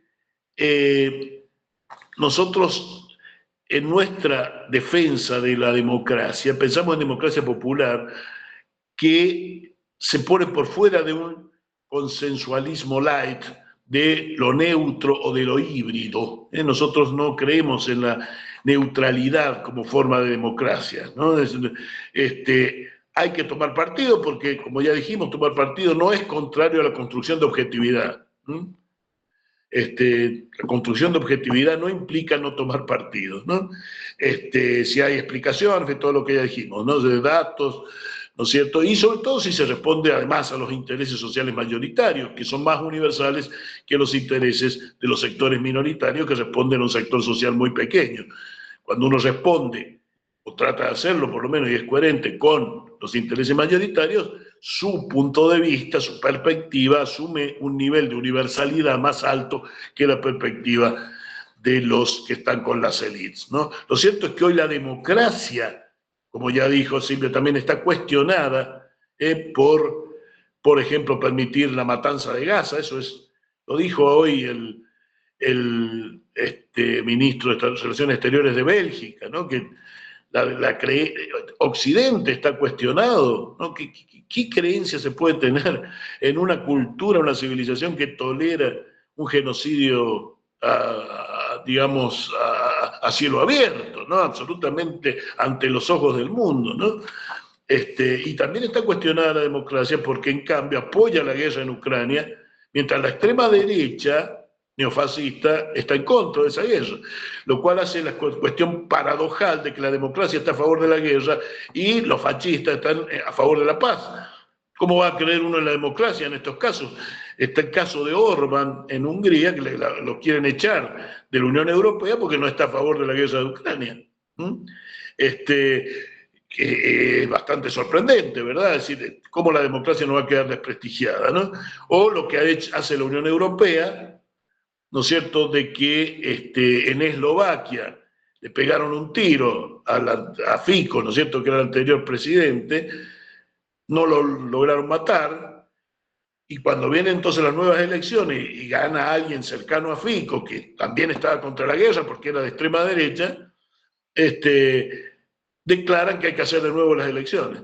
O sea, si ganan los que no quieren ellos, los que no quieren la guerra de Ucrania, las elecciones son inválidas. Y así lograron poner otro de una manera absolutamente irregular en Eslovaquia, ¿no? Con esto quiero decir, claro, cómo la democracia en su sentido del centro, por decirlo así, no va a estar fuertemente demeritada hoy, ¿no? Además de que ya no alcanza para comer bien después ya desde la época de la, ¿no es cierto?, de la famosa burbuja inmobiliaria en los Estados Unidos, ¿no es cierto? Ahí empezó a caerse el consenso democrático porque empezó a bajar, ¿no es cierto?, en aquel momento la posibilidad de satisfacer económicamente a la población, ¿no? Por ahí alguien escribió, bueno, nadie tolera, bueno, ojalá nadie tolerara, porque que yo sepa, el genocidio se sigue ejerciendo todos los días, sistemáticamente, y evidentemente se hace. Por supuesto que hay quienes protestan, por supuesto que Naciones Unidas se ha opuesto, por supuesto que Netanyahu está acusado de crímenes de guerra, pero Netanyahu pasea por el mundo cuando quiere sin ningún problema, ¿no? En ningún lugar lo han detenido, ni ninguna policía internacional lo ha ido a buscar a Israel, ¿no? Entonces, en ese sentido es que yo estoy diciendo que se tolera, no es que no haya, por supuesto, un cierto sector social, sobre todo las universidades, el sector intelectuales y, por supuesto, parte de la comunidad judía mundial e incluso una parte de la población israelí está en contra, ¿no? Y digo, el centro democrático entonces pierde elecciones. ¿Qué significa esto? Que entonces hoy conseguir un lugar de recuperación de la democracia no es hacer centrismo, ¿no? No es ponernos en un lugar de la supuesta neutralidad, pues ya dije, eso no existe tal neutralidad, se tiene que tomar partido y la forma de constituir objetividad es tomando partido, pero además está claro hoy que estadísticamente se ve que quien no toma posiciones fuertes no va a ninguna parte. Por lo tanto, tanto desde el periodismo y de la comunicación como desde la política, hoy tenemos que tomar unas posiciones fuertes, marcadas, ¿no? Por supuesto con una visión de futuro, por supuesto que no solo mirando al pasado como hacen algunos de nuestros políticos, hay que mirar mucho más claramente al futuro. Si los jóvenes, si no se van a interesar en nosotros, pero sí hay que tomar posiciones fuertes y definidas, lo cual en cambio no significa, y ahí sí es una crítica a nuestra historia desde el campo popular, ser dogmáticos y dejar de hablar con todo el mundo, ¿no? Si hay una cosa que ha fallado en el campo popular, incluso en los mejores momentos de los gobiernos que hubo, ¿no es cierto?, de 2003 en adelante, es la capacidad de articular consenso con otros sectores políticos y otros sectores sociales que no adhirieran plenamente al proyecto. Yo creo que hay que ir con fuerza con un proyecto de reconstrucción del país que va a tener que ser muy fuerte, volver a poner la producción, volver a poner el consumo, volver a poner la distribución, pero hay que hacer desde un lugar nuevo, ¿no? Está todo por hacerse, ¿no es cierto? Pero tendremos a la vez que aprender a conseguir amplísimos consensos, porque si no se consigue eso, la reconstrucción que el país necesita no se va a poder sostener. Vamos a tener que no ser 30%, ni 40%, ni 45%. Si no conseguimos por lo menos que nos banque la mitad del país con fuerza y otro sector un 20% más con tolerancia y con alguna simpatía, es muy difícil que se vaya a alguna parte. Así que la comunicación tiene mucho que hacer en ese sentido, en cuanto a constituir entonces acciones definidas, acciones fuertes, pero serias desde el punto de vista de la constitución de objetividad y desde el punto de vista ideológico capaz de atraer por su posibilidad de transformación, pero no por su posibilidad de excluir opiniones que sean parcialmente diferentes. Todo lo contrario, tenemos que aprender, y en esto yo siempre digo, la habilidad que tenía aquel gran líder que fue Perón en su momento, que en el año 73, claro, yo tengo edad para tener memoria de eso, incluyó hasta el partido de Aramburu en el frente, con el cual logró sacarle los suficientes votos a la derecha como para ganar en primera vuelta. En realidad sacó 49 puntos tanto, ¿no? Si en cambio hubiera dicho, acá voy solo con los buenos, bueno, pues los buenos, como alguien dijo siempre, él mismo, somos muy poquitos. Bueno, es esto nomás, muchísimas gracias. Muchísimas gracias, Roberto. Bueno, muy claro, es una clase magistral. Bueno, muchísimas gracias. Sí, Manolo, ¿estás por ahí? Estoy por acá, ¿me escuchan bien? Buenas noches. Buenas noches. Vamos, ¿Cómo les vamos va? rapidito porque, bueno, nada, queremos hablar todos, así que bueno, Manolo, muchas gracias por estar y te doy la palabra. Bueno, gracias. Primero agradecer la invitación, la convocatoria. Yo por ahí quiero aportar algunas miradas en tanto trabajador de prensa formal desde el año 1990, formal digo en el sentido de un sueldo en blanco, de un patrón, una patronal, una afiliación sindical, una militancia sindical, por ende. Y desde el año 2008-2009, trabajador autogestionado, en función de la decisión que tomamos con un grupo de compañeros y compañeras, también trabajadores de prensa, de fundar una cooperativa de trabajo que se llama la Cooperativa La Masa y a la que concebimos como una fábrica de comunicación autogestionada en función de siempre considerarnos trabajadores de prensa, ¿no? Desde entonces, desde el 90 hasta acá, desde antes también, la cuestión de la comunicación viene teniendo transformaciones que tienen que ver con cuestiones tecnológicas, ¿no? Con cambios de tecnología. La revolución industrial, entre los inventos de la revolución industrial estuvo la imprenta. Digo, no, por ahí no soy estrictamente preciso en términos históricos, ¿no? Pero lo que era la comunicación en cuanto a sus posibilidades de masividad y de alcance, sufre una gran primera transformación con la creación de la imprenta, de hacer los periódicos a mano, todos hacer uno solo y poder multiplicarlos por un montón rápidamente. ¿No? De ahí la radio, la televisión, el cine. Entonces hay una serie de cuestiones que tienen que ver con esa masificación de la comunicación, que a la vez siempre en términos de transmisión de noticias fue potestad de la prensa, ¿no? De los periodistas, de los medios, de las empresas periodísticas. Fue adquiriendo cercanía. Yo empecé a trabajar en un canal de cable de Villa Constitución, una ciudad aquí cerca de Rosario de 45.000 habitantes, que en ese entonces el canal de cable ofrecía a ese tipo de ciudades cercanas a Rosario, en este caso, que solo veían los canales abiertos, y Villa Constitución solo salían los canales abiertos si había un accidente con muchas víctimas y pasaba algo extraordinario. Inclusive los canales abiertos tenían solo una hora de noticiero al mediodía, una hora de noticiero a la noche. Bueno, saltamos al fenómeno del cable con la posibilidad de contar con un noticiero local y la gente poder verse por la tele, ¿no? Con todo lo que eso implicaba.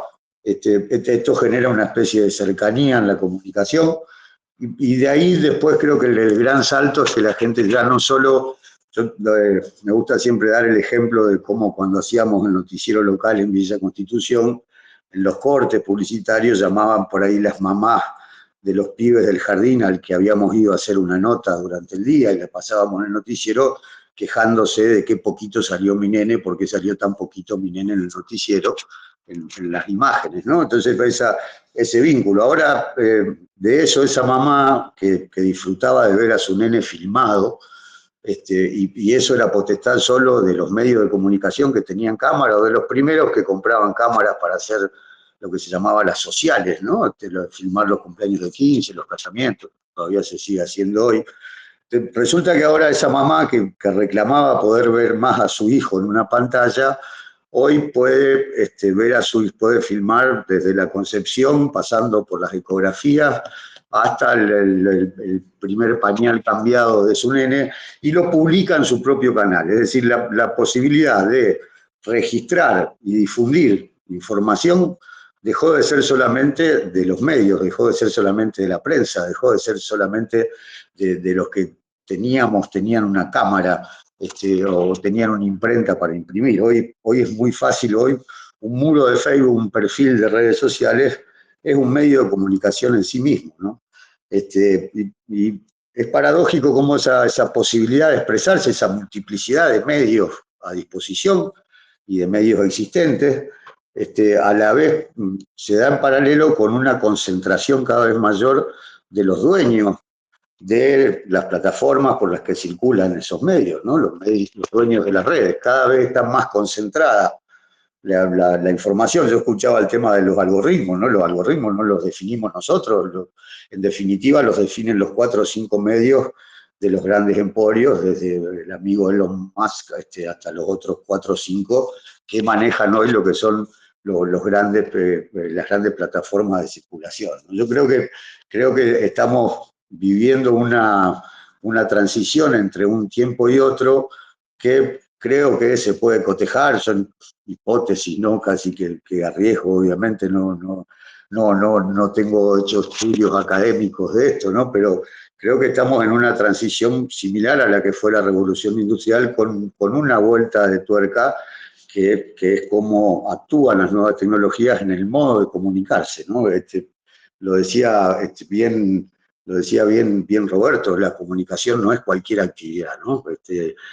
La comunicación es una actividad de las principales, ¿no? En tantos sujetos atravesados por el lenguaje, y creo que se generan ahí una serie de cuestionamientos, ¿no? Por un lado, el papel del periodismo. Yo, como trabajador de prensa, sigo defendiendo el trabajo de prensa, pero creo que más que con informar solamente, tiene que ver hoy el trabajo de prensa con poder chequear, ordenar, procesar, filtrar, contextualizar, complejizar la información, ¿no? Que vía redes sociales y sus códigos y sus requisitorias, como determinada cantidad de palabras, contenidos cortos, se tiende a la simplificación, a la dicotomización, ¿no? Esto es blanco-negro, así se presentan las cosas en las redes, tenés que responder de inmediato, no hay tiempo de procesar, tenés que definir, te tiene que gustar o no gustar, y hay un bombardeo de información sobre cada una de las personas que es enorme y que mezcla información de todo tipo, ¿no? Desde cómo anda la tía que uno no ve hace un montón de tiempo, hasta qué pasó con los audios de Españolo en la última hora, ¿no? Me parece que estamos en un proceso de transición histórica que paradójicamente lo más fuerte es esta cosa de rapidez y inmediatez, de aceleración que tiene que ver con este momento, creo, de las redes sociales, ¿no? Cuando apenas apareció el mail, era solo el mail, después aparecieron las redes sociales, después las redes sociales se van modificando, y bueno, entonces es esto, ¿no? Hoy el trabajo de prensa, el trabajo de comunicación, creo que más que nunca pasa a ser un trabajo que o es colectivo y por ende es en función de construcción de comunidad, o es individual y por ende en función del sentido del monopolio, ¿no? Creo que comunidad o monopolio, pluralidad o concentración siguen siendo los ejes a partir de los cuales pensar, repensar cómo resistir, y cómo no solo resistir, sino generar un nuevo modelo, no un nuevo modelo, sino los formatos, los modos, los códigos de comunicación, de invitación a un nuevo modelo que en realidad creo que se reduce a esto, ¿no? Comunidad monopolio, comunidad individuo, felicidad compartida o sálvese quien pueda, que es un poco lo que creo que está más de moda, ¿no? En ese sentido. Y ahí también creo que la cuestión tiene que ver con lo que está pasando en todos los aspectos. Yo desde hace varios años, además de trabajar en la cooperativa La Masa, trabajo ahora también haciendo las redes, la comunicación, digamos, ¿no? Entre comillas, de una empresa recuperada del sudoeste de la provincia de Buenos Aires que se llama Textiles Pigüé, que es una planta industrial textil que pertenecía a GATIC y que hace 21 años está gestionada por sus trabajadores y sus trabajadoras, que somos 130, 140, con lo cual esa fábrica en una localidad de 16.000 habitantes, esa empresa recuperada, esa empresa gestionada por sus trabajadores, tiene una influencia sobre la localidad que es importante en tanto generadora de economía, generadora de fuentes de trabajo y además generadora de trabajo constante con la comunidad, ¿no? Por definición.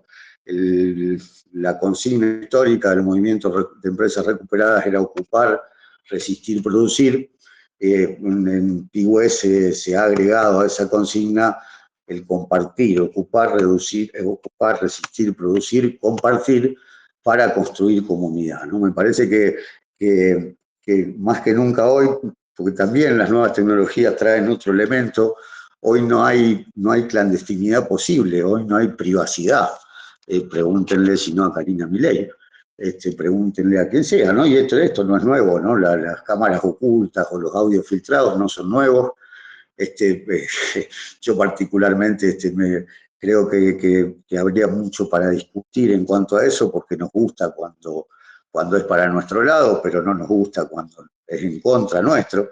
En este sentido yo quiero recordar cómo, por ejemplo, se difundieron audios de Cristina Fernández de Kirchner durante meses, en los que lo único que encontraban era alguna puteadita a Parrilli porque estaba durmiendo, un enojo con Pichetto, y eso lo pasaban y lo retransmitían todo el tiempo, muchísimo más que lo que se transmiten ahora los audios españolos y los que no se pueden transmitir, que son los de Karina. Bueno, se ha hablado en este sentido, ¿no? Me parece que esto, complejizar un poco, si bien son tiempos de urgencia, yo no quiero perder de vista esto, de verdad hace falta rápido dar vuelta esta página, pero bueno, cotejando con los 90, por ejemplo, aquel proceso neoliberal duró 11 años prácticamente y terminó de un modo que a mí me encantaría que no termine esta vez, porque en tanto trabajador de prensa me tocó hacer las coberturas, por ejemplo, de los 7 asesinados que hubo aquí el 19 de diciembre de 2001 a la tarde, entre ellos Pocho Leprati, uno de los más conocidos, y es esto, ¿no? Y creo que de aquella crisis empezó a surgir como un emergente esta cuestión de, sin simplificar, ¿no? Pero como orientación, este debate entre comunidad o individualismo, comunidad o monopolio, distribución o concentración, ¿no? Que creo que además tiene que ver con lo económico y se expresa así, cuando tenemos un presidente que dice que el que evadió, el que hace su economía en negro es un héroe y el que pagó sus impuestos es un gilo, un pobre tipo que no pudo escaparse de las garras del Estado. Digo, me parece que es esto, ¿no? Lo que no se blanquea hoy es la economía, ¿no? Uno puede averiguar de las personas en su Facebook, en su Twitter, en su Instagram, un montón de cosas, pero en general lo que nadie dice es de qué vivo, cómo vivo, de dónde viene mi plata, de dónde no viene mi plata. En ese sentido, los trabajadores tenemos la ventaja de que siempre fuimos transparentes, ¿no? Y creo que hoy la generación de medios de comunicación y demás tiene que ver con la generación de un tipo de economía nuevo, que pueda competir en los mercados, que pueda ser eficiente, que pueda estar hecho por trabajadores calificados, pero que a la vez la riqueza que se genera se maneje con otro concepto, con un concepto distinto al de la acumulación, al de la concentración, sino que por el contrario tenga que ver con la distribución, con la justicia, partiendo de la base de que no se puede ser feliz solo, ¿no? En términos, si se quiere, filosóficos. Yo no la quiero hacer mucho más larga. En ese marco, de hecho, por ejemplo, David Choquehuanca, los dirigentes de los pueblos originarios del movimiento al socialismo, de Evo Morales, plantean que hoy aquella dicotomía socialismo-capitalismo es como que se va desdibujando en otra, ¿no? Que es vida o muerte, ¿no? Y vida concebida incluso más allá de lo que la racionalidad occidental define como, más allá de lo visible, más allá de lo que se puede transmitir en palabras y en imágenes, ¿no? Que tiene que ver con la naturaleza, con otro vínculo, con el buen vivir. Para ese buen vivir creo que la comunicación es fundamental y bueno, el Papa Francisco lo decía, ¿no? Hay que desarmar la comunicación, creo que hoy lo más revolucionario desde el lugar del trabajo de prensa, en tanto trabajadores, en tanto integrantes de la clase trabajadora, de una clase trabajadora con una tradición de lucha y de resistencia y de vuelta a la carga de muchos años, con una proscripción durante años, hoy con una líder presa. Creo que el gran desafío es, más allá de los formatos, ¿no?, de las plataformas que van variando, de las herramientas, de las tecnologías, seguir apostando al contenido, ¿no? Y tratar de ir presentando el contenido de modo tal que invite a la reflexión, al encuentro, y no a la eliminación, ¿no? Este muro es mío, mío, mío, yo acá digo lo que quiero y si no te bloqueo, me parece que es una especie de reacción ante la aparición de estas nuevas tecnologías, pero creo que en términos de proceso histórico irá decantando para el lado de la humanidad, para el lado de la comunidad, para el lado de la justicia social, para el lado del amor y la igualdad, para el lado de la felicidad de los pueblos, de la grandeza de la nación. Y ahí justo que se cayó terminado. Qué grande, Manolo, gracias. Abrazo enorme a Manteca, compañero. Será dado, claro que sí. Bueno, muy bien, Manolo. Nos han dejado pensando, bueno, les cuento que va a haber un taller en unos días, a partir del 15 de septiembre entramos con los talleres, así que bueno, la verdad es que nos va a ayudar para empezar a reflexionar entre todos estas ponencias que han hecho estos 4 compañeros, que la verdad es que se les súper agradece. Nos han dejado pensando, ¿no? Claramente lo comunitario, claramente el estar todos juntos va a ser la salida. Parece una obviedad, pero a veces hay que repetirlo hasta el cansancio. Bueno, tenemos algunos participantes que quieren dar su punto de vista. Primero estaba Marta, no sé si Marta está todavía presente. Se fue, Ceci. Se fue. Bueno, Guadalupe y después Héctor. Por favor, rapidito, si pueden participar todos. Estamos bien con el tiempo, pero bueno, si podemos participar todos. Guada. Bueno, muchas gracias por la invitación a participar. Y yo, bueno, coincido con un montón de todo lo que se ha dicho. Agradezco un montón para seguir entendiendo esto, ¿no? Bueno, las redes sociales sí nos ha servido para este cerco mediático, esta protección, ¿no? El boca en boca con los grupos de WhatsApp y demás. Pero sigue siendo por las redes sociales que la búsqueda de personas es lo más efectivo. Hasta el día de hoy que no hay en la tele, en la radio, sino en las redes sociales, las búsquedas de personas. Y después, no sé si se mencionó, pero me parece que no, las granjas de bots, que hacen un golpe muy fuerte en lo subjetivo, creyendo que es una gran mayoría la opinión tal o cual, cuando en realidad no, granjas de bots donde están programadas computadoras con celulares para dar me gusta, para dar comentarios determinados, como, bueno, no quiero decir, porque son todos muy violentos las cosas que dicen. Es cierto esto que uno denuncia una amenaza y te dice que no infringe las normas de comunidad, pero después vos escribís cuestionable y te censuran el mensaje porque infringe las normas de comunidad, ¿no? Y bueno, reivindicar esto con el algoritmo y organizarse, porque sí hay espacios, hay personas organizándose para, aunque sea el trabajito de hormiga, no sé, verdades relativas, hacen por formato de radio y van distintos puntos de vista, o VB, que es unidad básica virtual, si no me equivoco. O sea, se está replicando lo que nos quieren esconder con las bombas de humo, que son temas sensibles, ciertos, pero es como que le dan y le dan todo el día la misma noticia, como ahora los audios de Karina. No, los audios de Españolo, digamos, ¿no? O sea, quieren tapar todo el tiempo la noticia. Y es un trabajo de hormiga, pero sí se está organizando las juventudes, sobre todo en las redes sociales. Y sí, yo estoy de acuerdo con que bloquear a determinados usuarios o bots hacen una purga del algoritmo. No es que uno se niegue a ver solo el punto de vista de uno, pero después de un tiempo uno se da cuenta cuando son máquinas a las cuales hay que bloquearlas. Hay que bloquearlas porque es la única manera que se puede llegar a interactuar con otros seres humanos que a lo mejor piensan distinto o están desinformados y quieren saber y se puede interactuar.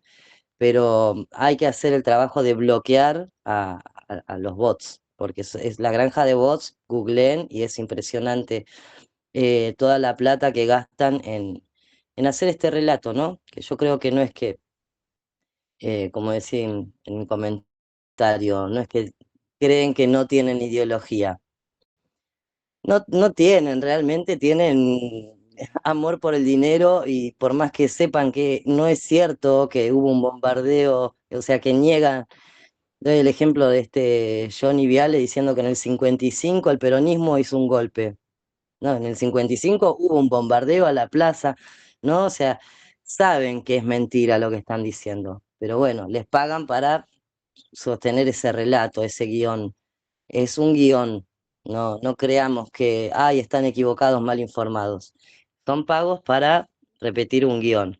Y el ejemplo es la famosa que se hizo falsa planera, que toda la campaña hasta estuvo diciendo que era una planera, que no trabajaba, ustedes que trabajan son unos giles y que ella era peronista y que era una vaga y después votó a la Libertad Avanza, que era un personaje que hizo para quedar mal al peronismo, ¿no? O sea, hay muchas personas pagas, es como una nueva changa, hoy, ciberchangarines, les podríamos decir, que son gente. Otro ejemplo que puedo dar es Silvia Zuller, como puede ser cualquier persona común o más o menos famoso. A Silvia Zuller la vi una semana llorando, cómo puede ser que no nos organicemos como pueblo, cómo puede ser este gobierno, que no ve el sufrimiento de la gente, y a la otra semana estaba con los libertarios muy jajajaja, y sí, es lo que hay que hacer, es lo que se tiene que hacer. O sea, como cambió de opinión totalmente. Entonces, claramente hay un nuevo emprendimiento que es pagar, invertir en el relato, ¿no? De parte de la oligarquía y quienes nos gobiernan, que son los mismos que financiaron la dictadura militar. Bueno, no me quiero extender, pero quería ir a eso, ¿sí? Se está organizando, sí, estamos aprendiendo a hablar en el nuevo idioma de meme, porque la gente, si no es el impacto inmediato, ¿no? Aunque sea un meme para que les dé curiosidad, para que vayan a ver cuál es la referencia. Pero sí, todo el tiempo nos vamos actualizando y nos seguimos organizando para seguir uniendo todas las luchas. Gracias. Gracias, Guada. Héctor, te doy la palabra. Gracias, Cecilia. Gracias, Marcelo, Pablo, quienes hacen posible que podamos encontrarnos. Agradecer a todos los compañeros que me han precedido en la palabra. La verdad que el vínculo con el periodismo lo hemos tenido de manera fuerte a partir de Radio Nacional en el 85, 86, cuando todavía tenías que armar el libreto y a tal minuto tal tema y 5 minutos para hablar, luego el otro tema.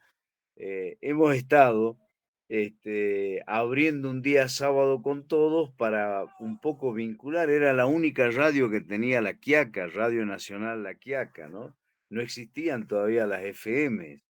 Entonces, ahí surge el vínculo con la radio. Luego, a partir de la radio, nos juntamos con otra gente para decir, bueno, hagamos la escuela técnica en La Quiaca. Y bueno, nos abocamos a la escuela técnica. Y ahí un poco nos distanciamos de la radio. Ya íbamos con noticias de la escuela, necesidades de la escuela. Hemos estado del gobierno de Alfonsín hasta la llegada de Néstor, reclamando, pidiendo, luchando. De Alfonsín tuvimos un decreto y nunca más se hizo nada, ¿no? Como decía Roberto, creo que la palabra nos constituye, ¿no?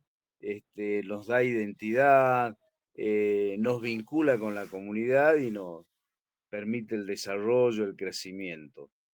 Entonces, estos medios de comunicación, que lamentablemente no ha sido casual como el proceso que hemos visto hace poco de Bolivia, de Evo con Arce, me decían los compañeros que después del golpe de Estado, cuando asume Yanine Áñez, ingresa nuevamente la CIA a Bolivia, ingresa nuevamente la Mossad. No es casual este enfrentamiento, ahí el compañero Manolo lo mencionaba, David Choquehuanca, entre David Choquehuanca y Evo Morales, que ambos, sobre todo el sector de Arce y David Choquehuanca, tienen un círculo, el círculo blanco que lo llaman ellos, que de manera muy inteligente los enfrenta. ¿Sí? De manera muy inteligente busca el enfrentamiento entre Evo y David Choquehuanca en primera instancia. David planteaba de que él era más originario que Morales, ¿no es cierto? Porque Morales no es un apellido aborigen, pero sí es un apellido Choquehuanca, que es más aborigen. Es decir, ese tipo de diferencias que van generando y socavando no solo la comunicación, sino también las construcciones sociales, lo que ha significado Evo Morales para Bolivia y para toda la región. Entonces, hoy por hoy, vemos lo que está pasando con nuestros medios de comunicación. Por ahí simplificarlo de que son modelos hegemónicos, monopólicos, que buscan solo la plata, creo que estamos reduciéndolo. Y que el problema no es Magneto, sino quienes lo manejan a Magneto, que hay gente que está mucho más arriba. Milei no es el problema, es quienes lo manejan a Milei.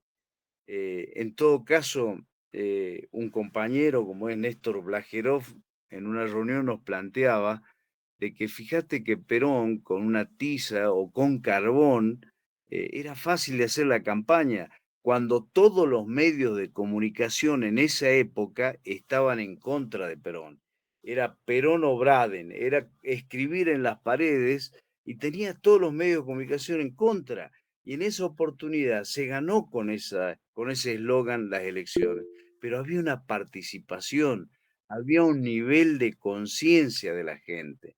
Entonces creo que es importante este espacio de reflexión, que vuelvo a agradecerle a todos quienes han estado haciendo uso de la palabra, pero a mí me gustaría, y estoy sobre todo porque lo he invitado al compañero Iván para que pueda hacer uso de la palabra y no quiero extenderme.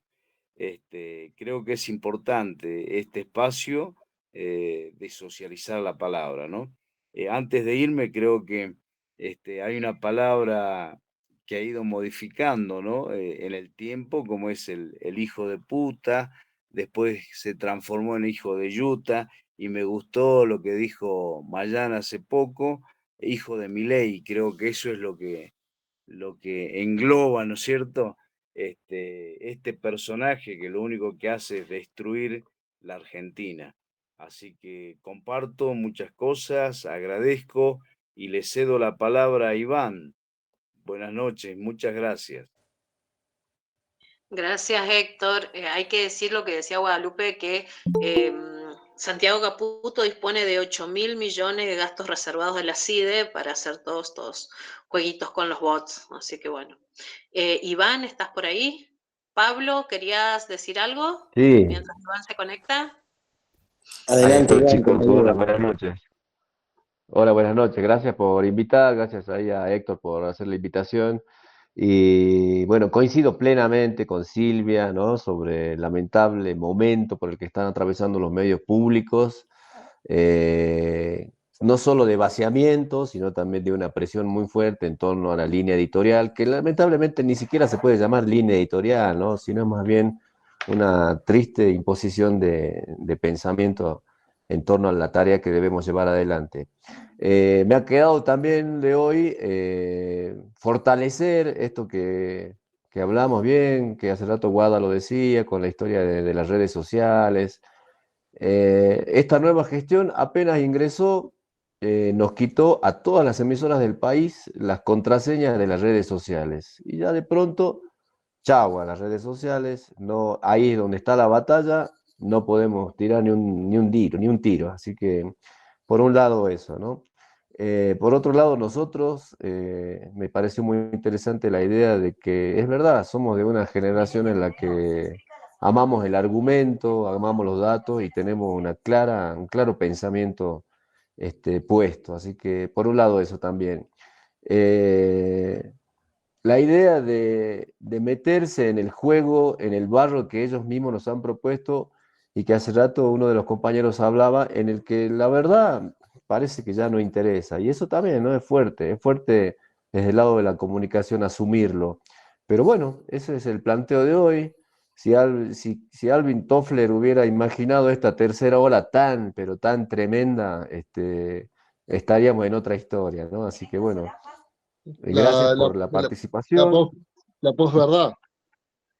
Sí, no, es increíble lo que pasa, ¿no? Cualquier zapallo dice una cosa y no importa si es verdad o no, pero se toma como cierta y anda a discutir la Gardela, ¿eh? Así que, bueno, la idea esta de unir fuerzas, de organizarnos,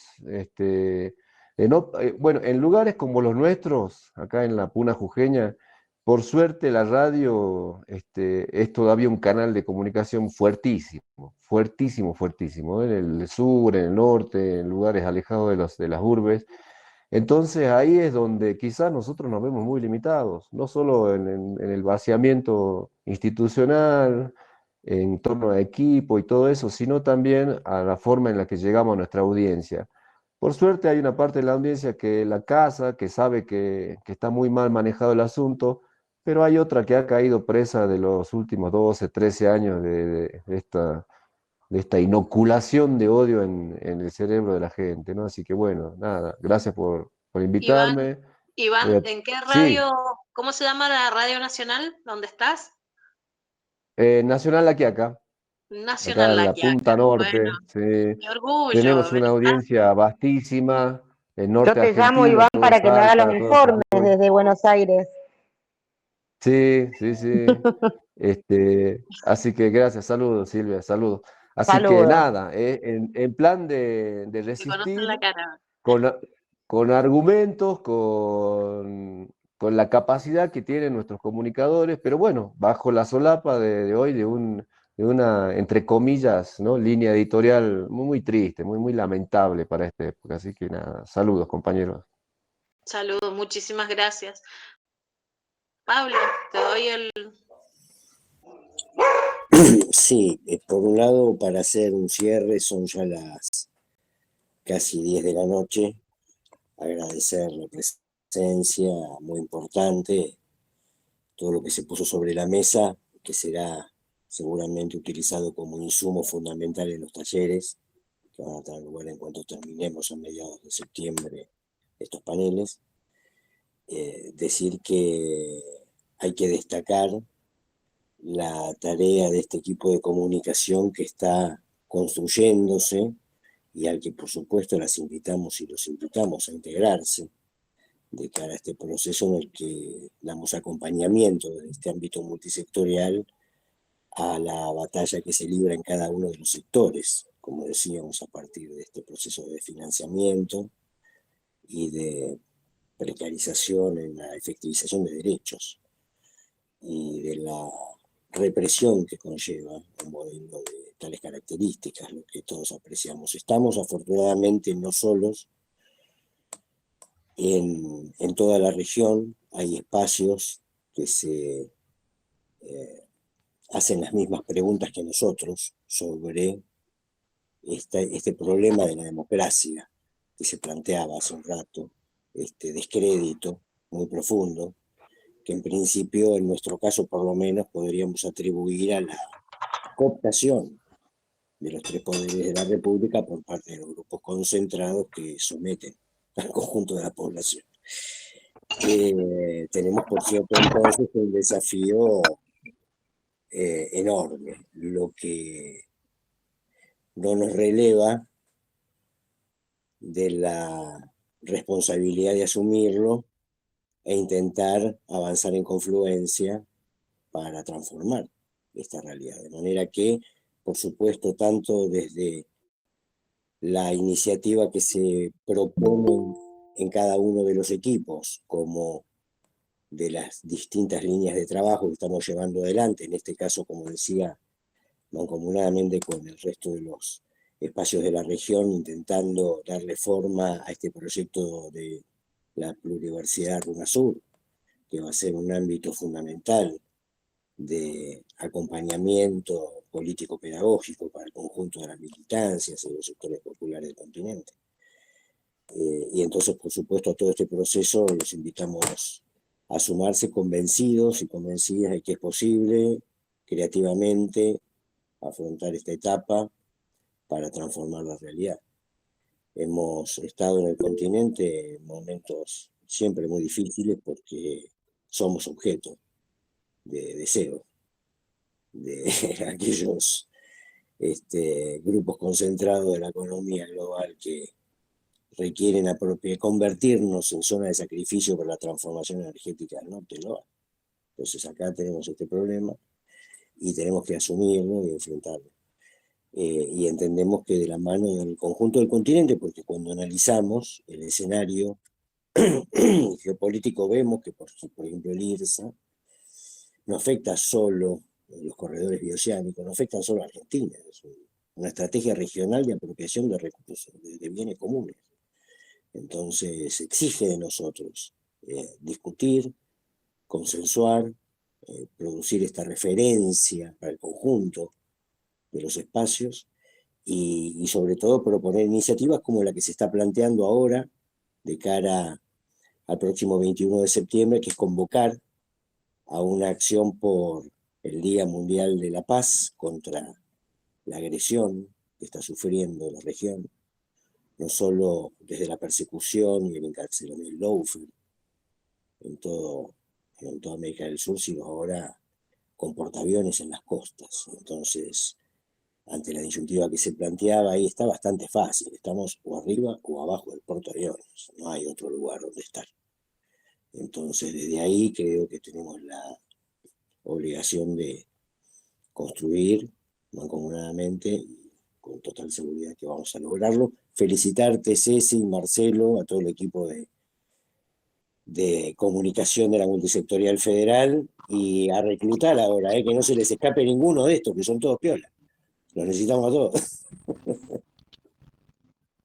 Hace un cierre.